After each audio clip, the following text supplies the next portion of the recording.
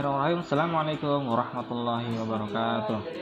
Nah, saudara sekalian, alhamdulillah pada pagi hari ini kita bertemu kembali dalam pembelajaran di tema 2, udara bersih bagi kesehatan, subtema 3, memelihara kesehatan organ pernapasan manusia, pembelajaran 1. Nah, saudara sekalian, sebelum kita belajar, marilah kita berdoa. Bismillahirrahmanirrahim. Rabbi zidni ilman warzuqni.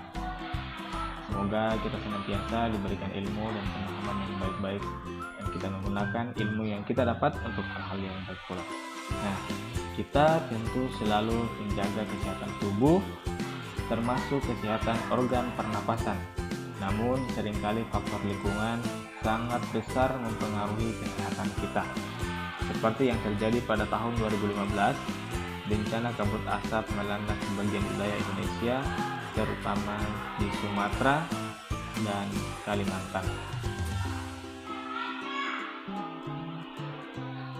Nah, kita akan melihat beberapa bahaya dari kabut asap dan kemudian cara mengatasinya.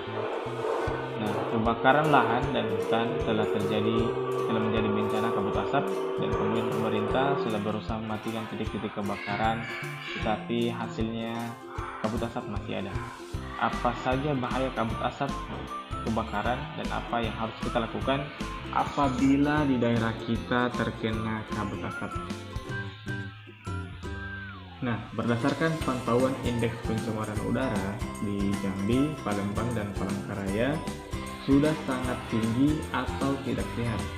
Tidak sehat karena kabut asap dan lahan menyebabkan debu atau partikel halus hasil kebakaran seperti jelaga.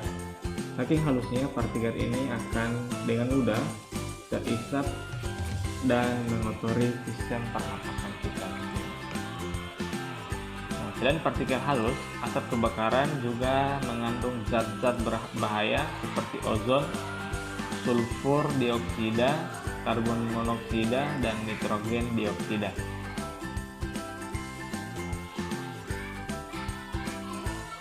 Kabut asap ini dapat mengganggu kesehatan semua orang, baik orang yang kondisinya sehat maupun yang sakit. Namun, pada orang yang kondisi kesehatannya kurang, khususnya pada orang yang memiliki riwayat penyakit pernapasan, anak-anak, dan balita, kabut asap adalah bencana yang bisa mengancam jiwa mereka.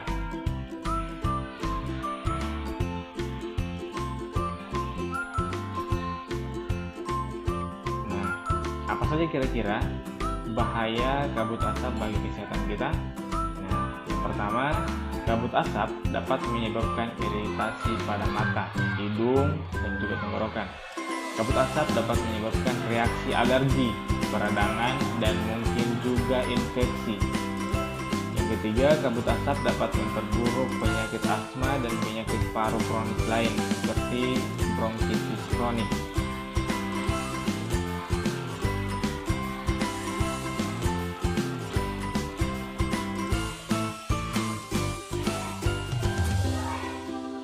Yang keempat, kabut asap dapat menyebabkan kemampuan kerja paru berkurang dan menyebabkan seseorang mudah lelah dan mengalami kesulitan bernapas. Yang kelima, kabut asap dapat menyebabkan orang lanjut usia dan anak-anak yang memiliki daya tahan tubuh rendah akan lebih mudah mengalami gangguan kesehatan. Kabut asap dapat mengurangi kemampuan tubuh dalam mengatasi infeksi paru-paru dan saluran pernapasan, sehingga lebih mudah terjadi infeksi.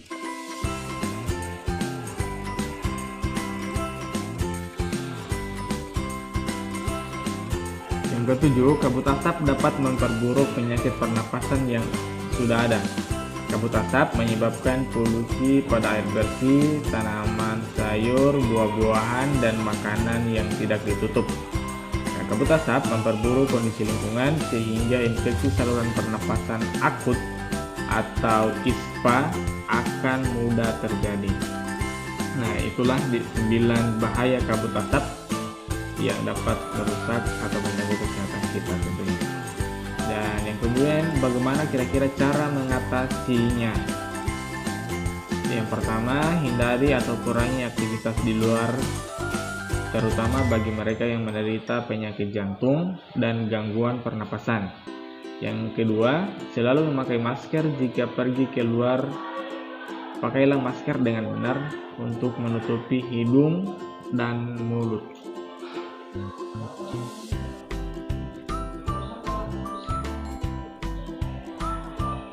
Selanjutnya, minumlah air putih lebih banyak dan lebih sering agar debu atau partikel halus yang menempel pada tenggorokan larut dan masuk ke dalam pencernaan sehingga ikut terbuang bersama kotoran.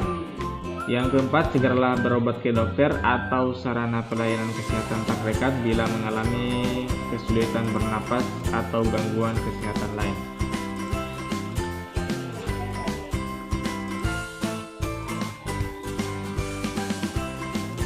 Yang kelima, segera lakukan PHBS atau perilaku hidup bersih dan sehat, seperti makan makanan bergizi, banyak minum, banyak mengonsumsi buah, dan jangan dekat-dekat orang merokok, serta istirahat yang cukup ya. Yang keenam, upayakan agar asap di luar tidak masuk ke dalam rumah. Tempat penampungan air minum dan makanan harus ditutup dan terlindung dengan baik tentunya.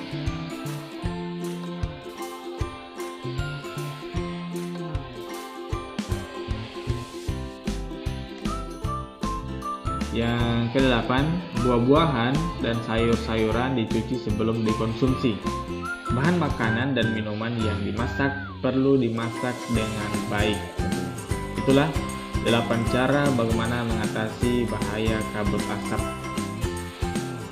Anak saudara sekalian, selanjutnya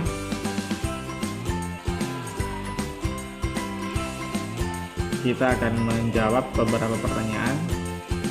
Apa saja zat berbahaya yang terkandung dalam asap kebakaran? Nah, asap kebakaran mengandung zat-zat berbahaya seperti ozon, sulfur dioksida, karbon monoksida, dan nitrogen dioksida. Nah, ini kata-katanya apa dan kemudian dibuat dalam bentuk kalimat. Nah, contoh pertanyaannya adalah seperti ini.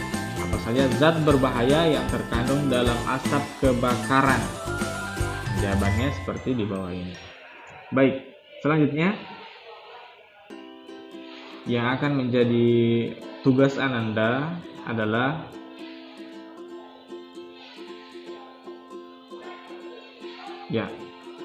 kata tanya siapa, yang kemudian Ananda harus jawab siapa yang terganggu akibat kabut asap. Kira-kira apa jawabannya? Siapa yang terganggu akibat kabut asap? Silakan Ananda jawab.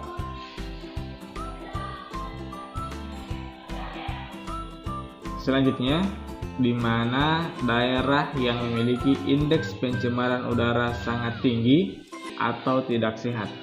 Ya, di mana daerah yang memiliki indeks pencemaran udara sangat tinggi atau tidak sehat?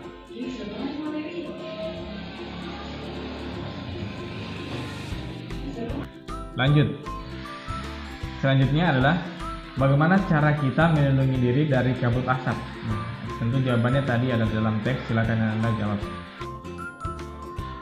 Selanjutnya, pertanyaan dengan menggunakan kata mengapa dan Anda silakan jawab. Mengapa asap kebakaran hutan dan lahan tidak sehat? Kenapa kira-kira itu? Nah, anak saudara sekalian, demikianlah tadi 4 nomor tugas dari Ananda sekalian. Dengan menggunakan beberapa kata tanya dan kalimatnya sudah saya buat tadi, tinggal Anda jawab dan jawabannya juga ada di dalam teks.